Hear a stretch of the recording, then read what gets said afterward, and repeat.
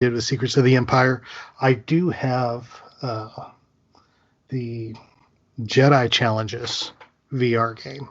Do you remember the one that came with what I don't even know whose lightsaber it's called now. It was Anakin's, it was Luke's, and then it was called Rey's lightsaber. It comes with that lightsaber and the VR helmet, and you can fight every bunch of people in a VR world. It's really cool. But yeah, that would be fun to get our hands on. If you get it, you're going to have to let us know what it's like. Yeah, definitely. And you're going to have to get Eli to shoot some video of you playing it if you get it. Oh gosh, hurt everybody's eyes. Come on. No, it'll go viral. I know. Oh, jeez. Star Wars dad / geek looks ridiculous. Like getting beaten by Vader horribly. No, I understand. Yeah. Trust me, the first time I played the Jedi Challenges VR, I was getting my tail kicked by Maul, and come to find out my wife had it on video. I'm like, yeah, we're not keeping that video. Oh, really? So you watched video of me, but didn't keep yours? Okay. Well, yeah. Well, this was before we started doing the show together, my friend. Oh, boy, that's quick, buddy.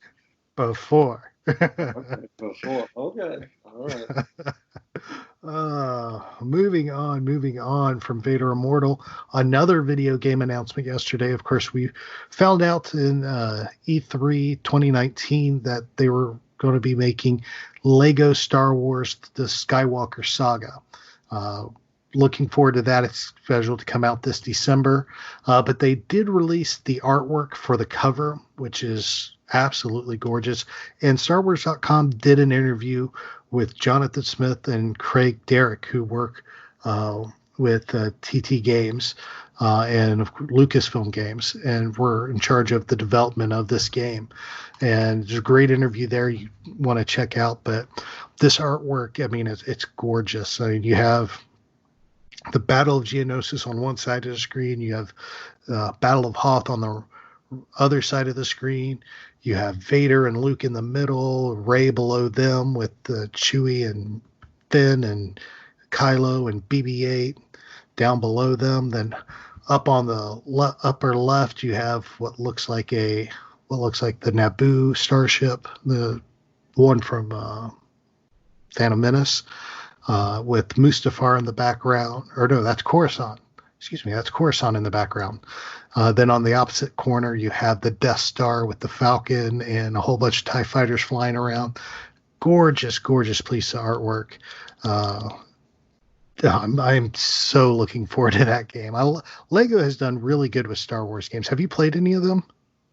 You know, back in the day, Eli had a few of them. I think he had like Lego Star Wars 3 or something like that. And, you know, he got the book for it. You know, you could buy those things and you open them up and it shows you how to get through some stuff. But no, not much. I mean, because, you know, if Eli was doing it, I'd probably watch that a lot more. But I really loved it when he did play. And when I watch clips of all of them and the humor involved, they're so good. I've even watched, I remember watching like on YouTube a playthrough, like this guy was incredible, and he goes through and he does the playthrough through like the Phantom Menace, and he's like got Obi-Wan and Qui-Gon and stuff, and it's just, I just was watching it. I'm not even playing it, and I'm loving it. So I love those Lego things, and I wish I was more of a gamer and would have played all those. They are a lot of fun. You know, I've got the what they called Lego Star Wars, the complete saga, which is the first 6 movies. And I've played Lego Star Wars, The Force Awakens. They had one, which I cannot find anymore, and it's not available anywhere, but it was Lego Star Wars, The Clone Wars. And it had it was basically telling the Clone Wars stories. You could Anakin, Obi-Wan, Ahsoka. It was so much fun. I loved that game. Can't find it anywhere anymore. And if you do, it's an arm and a leg. And it's on an older system I don't even have anymore. I would love to see that one get re-released. especially after the success of season 7. Oh yeah. Well, with backward compatibility, they can do it if they want to. Oh, they definitely could. It's just be a matter of, getting the game. So,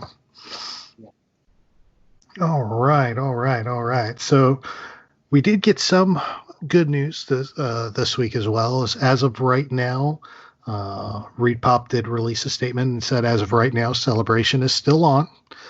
They said they are still monitoring the situation, and based on the guidelines from the CDC and the state of California, because it's being held in Anaheim, they will still monitoring the situation and will obey the rules and follow the instructions given to them. So as of right now, it is still on. They just said it's a fluid situation and things could change. But as of right now, Celebration Anaheim is still on. Fingers crossed it stays that way.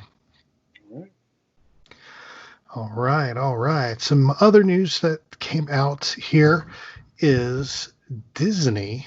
And then again, this is not in the show notes. This is something I just didn't have time to put in the show notes.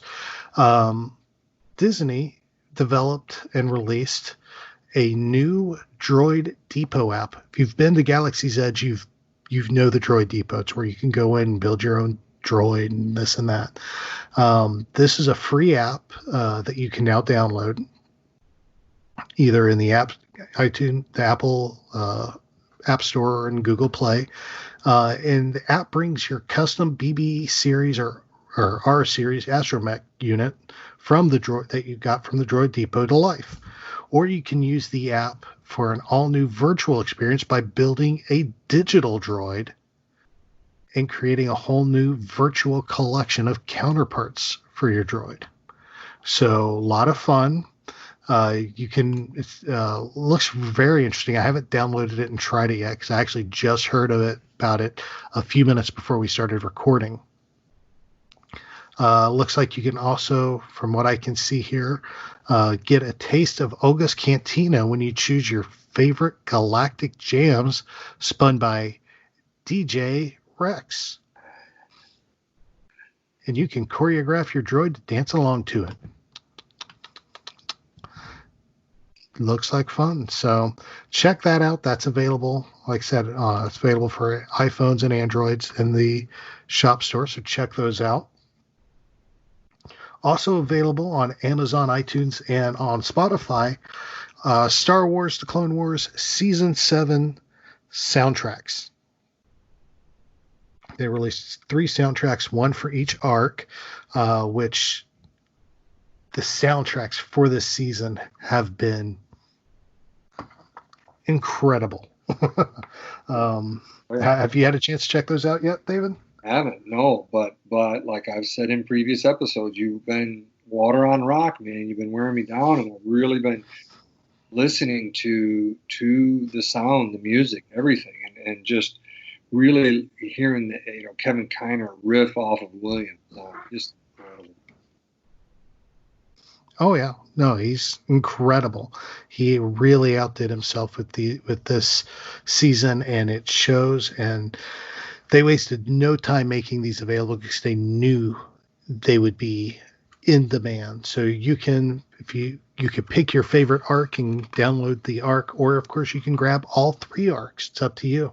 Those are available on Amazon, iTunes, and of course you can listen to them there on Spotify.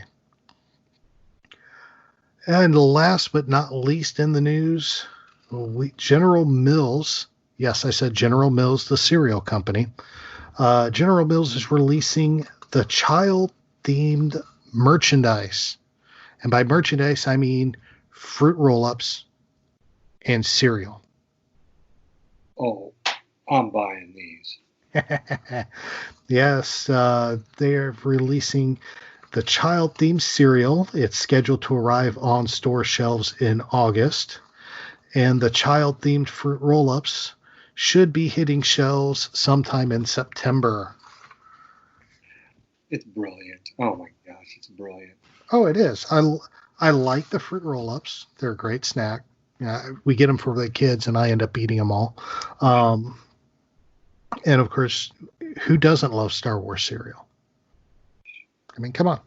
Who doesn't love Star Wars cereal?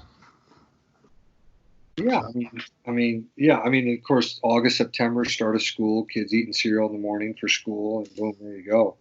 And look, the adults are going to be eating it too because the child is on it. Of course. Why wouldn't they? It'd be great. Of course, you're going to get those. I'll probably get them and be like, show my daughter, look, my youngest, look, we got.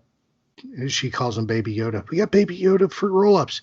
I can't eat that. I can't eat Baby Yoda. Exactly. Is what's going to happen. And I'll be like, okay, well then I'll eat Baby Yoda. Dad. Exactly. Well, with that actually concludes all of our news for now. It's like I said, it was a full batch, and I'm sure there's more out there, but these are the highlights we wanted to hit for you there, because we got a lot of Clone Wars to talk. So what we are going to do very quickly here is just take a brief break, and when we return, we are going to start by discussing Shattered. Welcome back, everybody. David and Aaron here, Star Wars Reactions, and we have a good old day today. We got a lot going on. We are going to discuss the final 2 episodes of Clone Wars today. We're going to be discussing Shattered and Victory and Death. First up, the second to last episode of the series, Shattered. This episode was released Friday, May 1st. This was directed by Saul Ruiz and, of course, written by the phenomenal Dave Filoni. This episode, of course, picks up right after the previous episode. After capturing Maul on Mandalore, Rex and Ahsoka leave aboard a Republic cruiser to escort their prisoner to the Jedi Council. During the trip, Ahsoka's world is turned upside down when Order 66 is given, and she finds herself battling Rex and the clones to survive.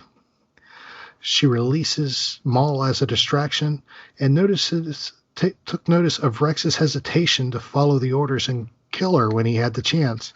And she went and activated some droids on board to access and used them to access classified files where she learned about Fives and the inhibitor chip. Then she set up a trap for Rex, captures him with the droid's help, and of course is able to remove his chip. The episode ends with Ahsoka and Rex and the droids trapped in the medical bay as the clones are cutting through the door. David, Shattered, what did you think when you first saw this episode? Well, I guess I'll go with, opening thoughts, yes, and then some thoughts on Shattered. Is that how we want to do it? Yeah, go ahead. Okay. All right. Because, you and I, we put a lot of work into these show notes. I know. Here's what some of my opening thoughts, and then Shattered, and then we can get to Victory and Death later. I put down, how can we as fans be nervous, sad, and angry regarding the whole situation surrounding Order 66 for Ahsoka, Rex, and Maul when we already, you and I, we've seen them alive and well in Star Wars Rebels, right? I mean, right? But Dave Filoni and the crew behind the epic arc, they've made that happen. It was brilliant writing, directing, editing. Combine that with John Williams and Kevin Kiner's music. This arc and season 7 overall, I put down, were truly cinematic. And then I think you and I know that on StarWars.com there was an interview that they released with Dave Filoni and George Lucas, being interviewed by David Collins. We love David Collins. And he, in talking to George, well, I guess Dave Filoni almost answered for George, how George wanted the Clone Wars to be a show closely equivalent to the movies, instead of, well, it's an animated show, so it's automatically can't be as good as a movie. And so they've made that happen, from 2008 till now. And looking ahead, the future is beyond exciting for these animated series. Overall, how can I put into words how impressed I've been with season 7 of Clone Wars overall? It's very hard, and that is such a great indicator of how great this series has been. Now,